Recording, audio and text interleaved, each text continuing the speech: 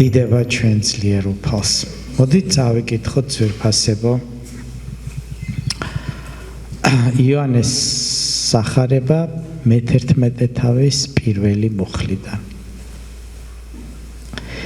იყო ავად ვინმე ბეთანიელი ლაზარე მარიამის და მისი დის მართას სოფლიდან. ეს სწორედ ის მარიამი იყო უფალს რომ ნელსაცხებელის ცხო და ფეხები თავისივე თმებით შეუმშრალა, მისი ძმა ლაზარი ავად გახდა. ანუ იყო ერთი ოჯახი, იყო ორი და ერთი ძმა. დებს ერქვა მარიამი და მართა, ხოლო ძმას ერქვა ლაზარი. მათ რა თქმა უნდა უყვარდათ ერთმანეთი და უყვარდათ მისი ძმა და ეს ძმა გახდა ავად. დებმა კაცი გაუგზავნეს იესოს და შეუთვალეს, უფალო, აჰა ვინც გიყვარს ავადა. ეს ამბავი რომ გაიგო, თქვა იესომ, ეს ავადმყოფობა სასიკვდილო არ არის, არამედ ღმერთის ადიდებლადაა, რათა მისი მეშვეობით განდიდდეს ღმერთის ძე. იესოს უყვარდა მართა, მისი და მარიამი და ლაზარი. პირველი რაც მინდა გითხრათ ძვირფასებო, რელიგიური სამყარო იესოს აღწერს რაღაცა მიუწვდომელს, რაღაც ესე იგი თაყვანისცემის ისეთ საგნად, რომელიც მათი წარმოდგენებით არის წარმართული სამყაროდან. იესო ქრისტე, როდესაც იყო დედამიწაზე, ძალიან ჩვეულებრივი ცხოვრებით ცხოვრობდა. აი როგორც შენ სასწრაფოს დაურეკავ ხოლმე, ჩემ ძმას წმევა მაუწიაო, ასე გააგზავნეს იესოსთან კაცი. ანუ უფალი მართალია განდიდებულია, მაგრამ ის არ შეცვლილა. მისი გული, მისი დამოკიდებულება, მისი ცხოვრებისეული განცდები, გამოცდილებითი ცოდნა ისევ მასში არის. ამას მითო გეუბნებით, რომ როდესაც ლოცულობთ ღმერთის წინაშე, ჩვენი უფლის წინაშე, იცოდე, რომ მას ყველაფერი გავლილი აქვს ცხოვრებაში და შეგიძლია ესაუბრო თავისუფლად. როდესაც რელიგიურ სამყარო გეუბნება ლოცვის შესახებ, მოგაჩეჩებს ხელში დაწერილ რაღაცას, რომელიც უნდა იმეორო და იმეორო. ბევრჯერ თუ არ გაუმეორე, შეიძლება ვერ გაიგოს და ვერ დაიმახსოვროს. არა, ასე არ არის. ისევე როგორც იესოს უყვარდა მართა, მისი და მარიამი და ლაზარე, ისე შეიძლება უყვარდეს შენი ოჯახი. რატო უყვარდათ ისინი? იმიტომ რომ მას პინძლობდნენ, მასთან მეგობრობდნენ, მხიარულობდნენ ზოგჯერ, საუბრობდნენ. ამიტომ უყვარდა ეს ოჯახი. იესო შენი ოჯახიც უყვარს. და ასეთი დამოკიდებულება უნდა გქონდეს უფალთან. რელიგიურ სამყაროს პიროვნება, რომელიც რელიგიურ სამყაროში არის, ძალიან ბევრი რაღაცის ნგრევა უწევს გონებაში, რომ მიხვდეს როგორია იესო და როგორ ილოცოს და ისაუბროს მის წინაშე. მათ ჰქონდათ უშუალო ურთიერთობა და იესო ქრისტე გუში დღეს და უკუნისამდე იგივეა. დიდება ჩემ უფალს. მე მინდა რომ ჩემი ოჯახი უყვარდეს იესოს. თქვენ მე მინდა ჩემი ოჯახი უყვარდეს იესოს. მისი ავადმყოფობის ამბავი რომ გაიგო, 2 დღე იქვე დარჩა, სადაც იმყოფებოდა, მერე კი უთხრა მოწაფეებს, ისევ იუდეაში წავიდეთ. მოწაფეებმა უთხრეს, რაბი, იუდეველები ახლა ხან შენს ჩაქოლვას ცდილობდნენ და ისე ვიკბრუნდები? ნახეთ ძვირფასებო, იესოს ყველაფერი შეუძლია გაიგოს. იმიტომ რომ მას ცხოვრება გავლილი აქვს. როდესაც გაიგო ეს ამბავი, ხო, გადაწყვიტა რომ წასულიყო. მაგრამ მოწაფეებმა უთხრეს, საშიშია შენი იქ წასვლა. იესოს სიარული საშიში იყო. რატომ? იმიტომ რომ ამბობდნენ იუდეველები, რომ ეს კაცი ამ კაცს უცხოური რომაული რელიგია შემოაქვს და ჩვენი ერის დაღუპვა უნდა და ჩვენი წინაპრების რწმენის წაშლა უნდაო. ამიტომ იესოსთვის საშიში იყო სიარული. ისე კი არ არის დღეს რომ არის ყველგან იესოს ხატებია გამოფენილი და თაყვანს ცემენ ვითომ. დღესაც საშიში არის იესოს სიტყვა დედამიწაზე. და ნახეთ ახლა იესო მოძღვარია, ღმერთის ძიარი, ჭეშმარიტების სიტყვას ლაპარაკობს, მაგრამ საშიშია მისი სიარული. არავინ არ იღებს.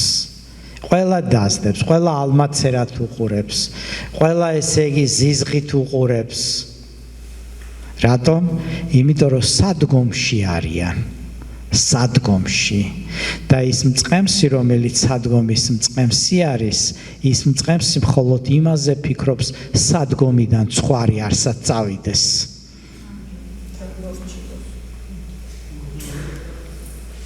სადგომი არავინ დაელაპარაკოს, არავინ არ მოვიდეს და სადგომის კარი არ გაიღოს და ვინმე სადგომიდან წასვლა არ გადაწყვიტოს, იმიტომ რომ ეს სადგომი ყოველთვის იყო და ყოველთვის იქნება და სადგომში დაიბადე და სადგომში უნდა მოკვდე. არასოდეს გაიგონო მწყემსის ხმა, არაფერი წაიკითხო, არაფერს მოусმინო, მარტო მე მომისმინე, სადგომის ქადაგება. ის ლოცვა, რომელიც სადგომში 9 საუკუნის წინ დაიწყო, ისევ ის ლოცვა უნდა წაიკითხო. იმიტომ რომ შენ პიროვნება არ ახარ, რომ ლოცვა შეგეძლოს. აქ პიროვნებები არ არიან. არიან ვიღაც წმინდანები, რომლებიც ყოველთვის იქნებიან ჩვენი მაგალითები. შენ არ ახარ პიროვნება. ის წმინდანი იყო, შენ უწმინდური ხარ, შენ უვარგისი ხარ, შენ ვერასოდეს წინ ვერ წახვალ. არა ძვირფასებო. შიში მათი არის სადგომიდან არავინ წავიდეს, იმიტომ რომ თუ სადგომმა ერთ კარი გაიღო, შეიძლება დაიცალოს სადგომი. იმიტომ რომ მოდის ჭეშმარიტი მწყემსი, ჭეშმარიტი სიტყვით. დაწერილია რომ ფარისევლებს შურდათ იესოსი. რატომ გააკრეს და მოკლეს იესო? იმიტომ რომ კონკურენტი იყო მათი. მე ვარ რომ მწყემს თავარიო, კონკურენტი იყო და შეეშინდათ. თუ ასე მივეცით ამ კაც საშუალებაო, ყველა ამას გაყვებაო. რა ვქნათო? ყველა მიჩემზე წინ მოვიდა ქურდია და ავაზაკიაო, როდესაც წერია. და მოწაფეებმა უთხრეს, რა იუდეველები ახლახან შენ ჩაქოლვასtildeონ და ისევ იქ დაბრუნდები, მაგრამ იესომ უთხრა, წავიდეთ მასთან. მაშინ თომამ, ტყუპის ცალად წოდებულმა უთხრა დანარჩენ მოწაფეებს, ჩვენ წავყვეთ, რათა მასთან ერთად დავიხოცოთ. ანუ ხედავთ რა სიტუაციაა ძვირფასებო. ეუბნებიან იესოს, რომ არ წახვიდე მანდ. მანდ ისეთი გაშმაგებული ფარისევლები არიან, მგლები არიან, მოკლავენ ეგენი. კი ისე ნარნარად ლაპარაკობენ, მაგრამ საქმეზე რომ მიდგეს, თვალებს ამოგთხრიან. მაგრამ იესომ თქვა, მე არ მეშინია უნდა წავიდე. მაშინ თომამ სხვებ მოციქულებს უთხრა, თუ ის მოკვდება, ჩვენც მოკვდეთ. თუ მას ჩაქოლავენ, ჩვენ ჩაქოლავენ. ანუ ხედავთ რა მდგომარეობაა ძვირფასებო. ღმერთის ძიარის დედამიწაზე და ადამიანები რელიგიური სამყარო როგორ ექცევა მას. მაგრამ ძალიან კარგად იცის და ხვდება შენ როგორ გექცევიან, როდესაც სადგომიდან გამოდი, იმიტომ რომ მასაც ასე მოექცნენ. ამიტომ ის ყოველთვის შენ მხარეზე იქნება. ყოველთვის გაგამხნევებს და ყოველთვის იყავი იმედით სავსე, რომ მას შეუძლია შენი გაგება. დიდება იესოს.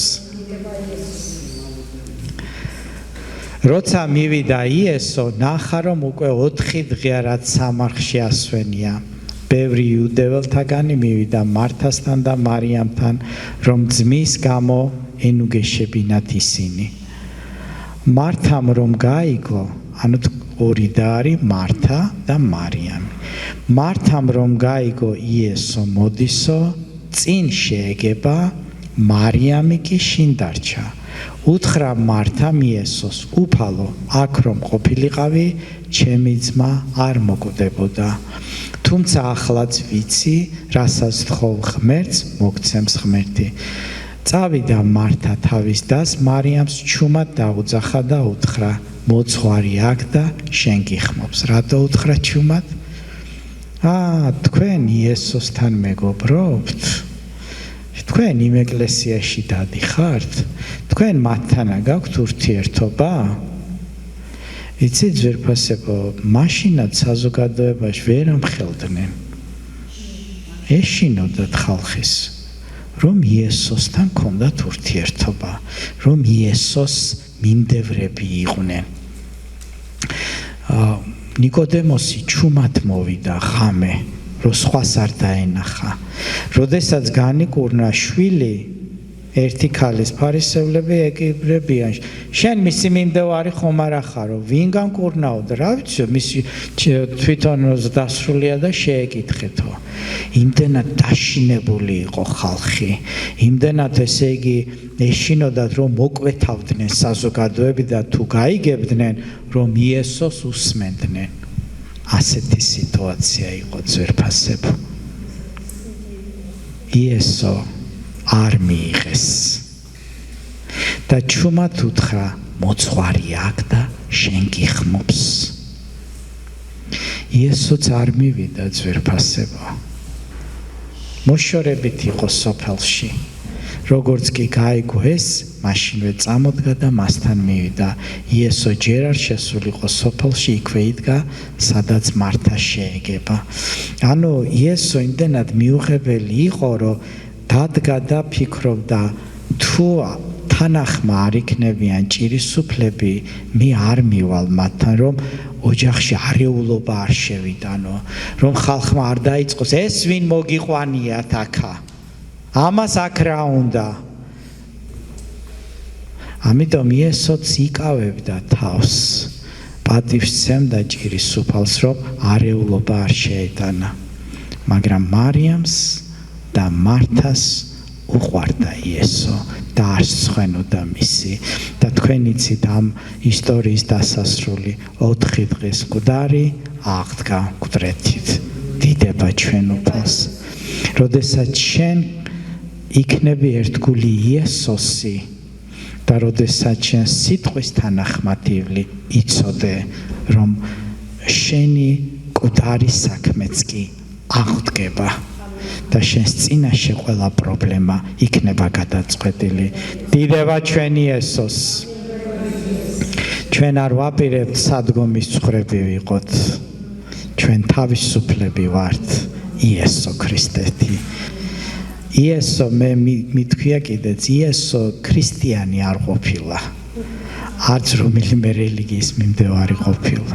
იესო იყო ღმერთის ძე და როდესაც ჩვენ იესოს მივყვებით, ჩვენ ქრისტიანები კი არ გავხდით. ჩვენ უბრალოდ ღმერთის ძეს გავყევით და მისი სახელი გვაქვს ჩვენ. დიდება იესოს. მოდით წამოვდგეთ ყველანი ძვირფასები.